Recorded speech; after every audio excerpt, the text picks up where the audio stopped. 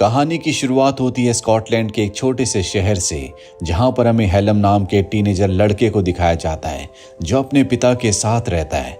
उसके पिता की बहुत बड़ी संपत्ति है। हेलम का एक ट्री हाउस भी है जहां से वो दूरबीन से हर एक पर नजर रखता है। ये उसकी हॉबी है। साथ ही जो कुछ वो देखता है उसे डायरी में लिख लेता है।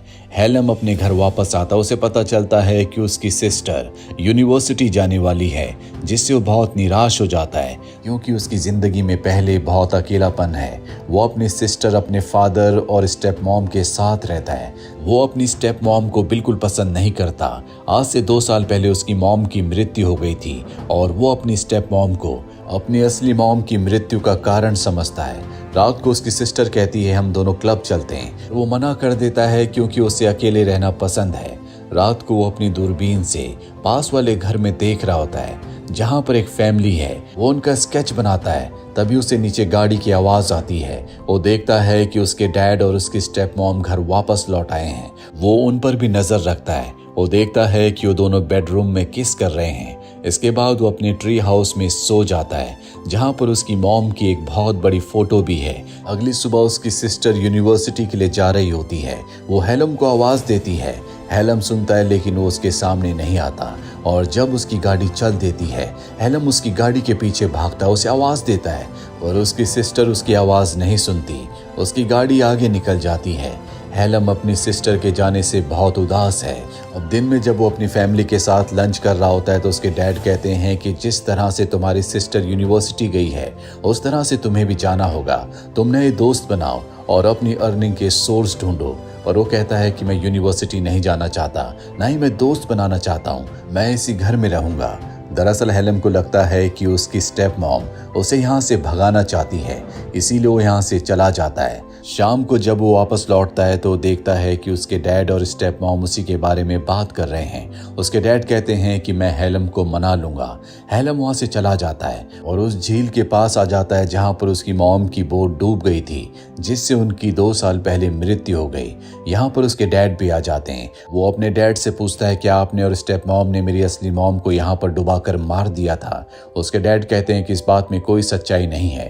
तुम्हारी मॉम ने उस रात को बहुत ज्यादा स्लीपिंग पिल्स खा ली थी, जिसके बाद वो यहाँ पर आई और पानी में गिर गई। वो बाहर नहीं निकल पाई, इसमें हमारी कोई गलती नहीं है। और हेलम को इन सब बातों पर विश्वास नहीं है। अब जब वो अपने ट्री हाउस में जाता है तो देखता है कि कुछ लड़कों ने उसके पूरे ट्री हाउस को खराब कर दिया है।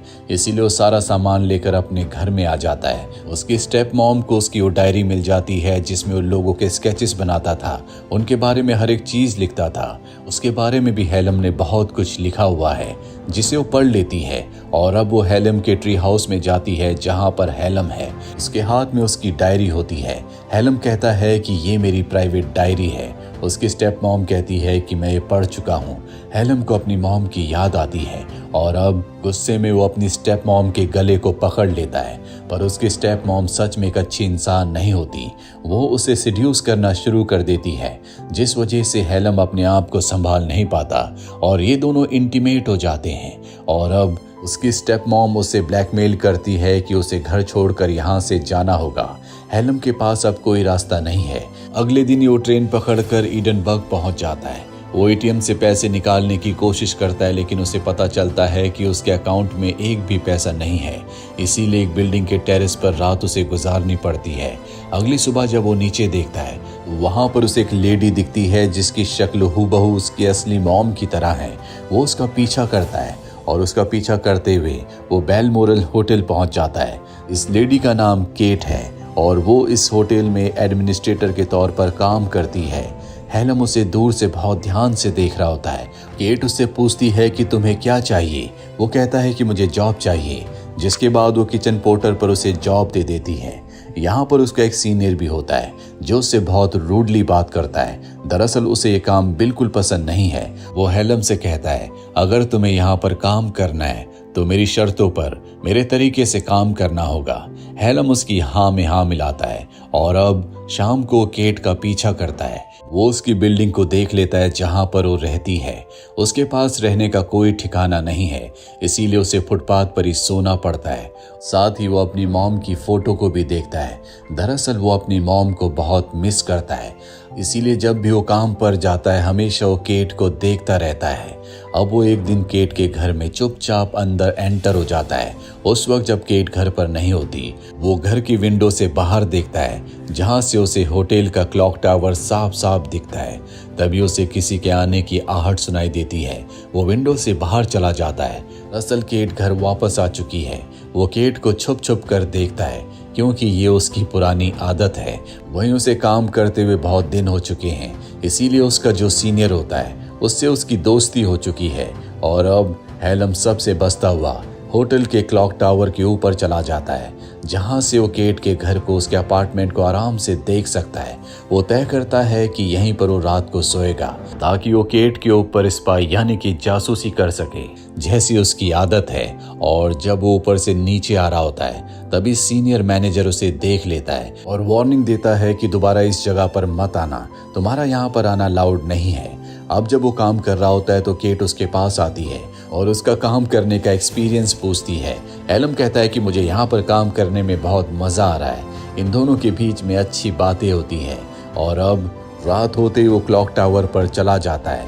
दरअसल उसने इसे अपना घर बना लिया है। यहाँ से दूरबीन से वो हमेशा केट के ऊपर नजर रखता है। तभी वो देखता है कि केट के घर में कोई आया है। जब वो ध्यान से देखता है तो ये सीनियर मैनेजर होता है, जिसने उसे ऊपर से नीचे आते हुए देखा था। वो देखता है कि केट और वो आपस में इंटीमेट हो रहे हैं। वो उनकी बातें सुनना चाहता है, इसीलिए वो केट के घर की छत पर चला जाता है, जहां से वो इन दोनों की बातों को सुनता है। उसे पता चलता है कि सीनियर मैनेजर पहले से शादीशुदा है, उसकी एक बेटी भी है। केट के साथ उसका एक्स्ट्रा मैरिटल अफेयर है। ये सच्चाई जानने के बाद वो बहुत ज्यादा उदास हो जाता है। उसे अपनी मॉम की बहुत याद आती है। वो अगली सुबह गुस्से में पुलिस स्टेशन जाता है और अपनी स्टेप मॉम के खिलाफ वहां पर रिपोर्ट लिखवा देता है कि मेरी स्टेप मॉम ने मेरी असली मॉम को मारा था। इसके बाद वो काम पर जाता है। पूरा दिन काम करने के बाद जब वो ऊपर क्लॉक टावर पर जा रहा होता है तो सीनियर मैनेजर उसे देख लेता है। वो भी चुपके से ऊपर क्लॉक टावर में पहुंच जाता है। उस वक्त हेलम अपनी दूरबीन से केट को ही देख रहा होता है और अब सीनियर मैनेजर उसे काम से निकाल देता है। हेलम कहता है कि मुझे तुम्हारे और केट के बारे में सब कुछ पता है, मैं तुम्हारी वाइफ को सब कुछ बता दूंगा। पर वो उसकी धमकी से नहीं डरता और उसे काम से निकाल देता है। उसी रात को हेलम होटल के रिकॉर्ड से सीनियर मैनेजर के घर के एड्रेस को निकाल लेता है और अगली सुबह उसके घर पहुंच जाता है। सीनियर मैनेजर जब उसे अपने घर पर देखता है तो डर जाता है और कहता है कि मेरी वाइफ को कुछ मत बताना, इसके बदले तुम्हारी जॉब तुम्हें वापस मिल जाएगी। हेलम उसकी वाइफ को कुछ नहीं बताता, उसकी जॉब उसे वापस मिल चुकी है। अब उसे केट अपने केबिन में बुलाती है और कहती है कि होटल में एक नई वैकेंसी है फ्रंट पोर्टर की, जिसकी यूनिफॉर्म भी बहुत अच्छी है। वो उस पोस्ट के लिए अप्लाई कर देता है। उसे वो पोस्ट मिल जाती है, जिससे हेलम बहुत खुश हो जाता है। और अब रात को केट के छत पर जाता है। वहीं हमें होटल के सीनियर मैनेजर को दिखाया जाता है, जो क्लॉक टावर से हेलम की दूरबीन से उसे देख लेता है कि वो केट की छत पर है। जिसके बाद वो केट के घर जाता है और केट के साथ इंटीमेट होता है। ऊपर से हेलम इस सब कुछ देख रहा होता है। सीनियर मैनेजर को पता है कि हेलम ऊपर से सब कुछ देख रहा है, पर उसे इस बात से कोई फर्क नहीं पड़ता। इसके बाद हेलम वापस क्लॉक टावर में आ जाता है और अपनी मॉम के लेटर को पढ़ता है, जो कि उसके बर्थडे पर उसकी मॉम ने उसे दिया था। दरअसल आज उसका बर्थडे है। अगली सुबह जब वो काम पर जाता है तो उसके पास केट आती है, उससे बर्थडे विश करती है, जिससे हेलम को बहुत खुशी होती है। यहाँ पर उसका नया सीनियर भी है, जिसका नाम एंडी है। रात को ये तीनों के तीनों ड्रिंक करने के लिए जाते हैं, क्योंकि हेलम आज 18 साल का हो चुका है। एंडी बहुत ज्यादा शराब पी लेता है और वो नशे में केट से कहता है कि मुझे पता है कि तुम्हारा और सीनियर मैनेजर का आपस में अफेयर है, मैं तुम्हें बहुत पसंद करता हूँ, वो आदमी तुम्हें डिजर्व नहीं करता। पर केट उसकी बातों पर ज्यादा ध्यान नहीं देती। एंडी वहां से चला जाता है। यहाँ पर हेलम और केट भी बहुत ज्यादा शराब पी लेते हैं, इसीलिए हेलम को केट अपने घर ले जाती है, जहाँ पर वो उसे सिड्यूस करना शुरू कर देती है। हेलम उसे किस करता है और कहता है कि इससे ज्यादा मैं कुछ नहीं कर सकता, पर मैं तुम्हारे साथ सो जरूर सकता हूँ। इसके बाद ये दोनों के दोनों एक बेड पर सो जाते हैं।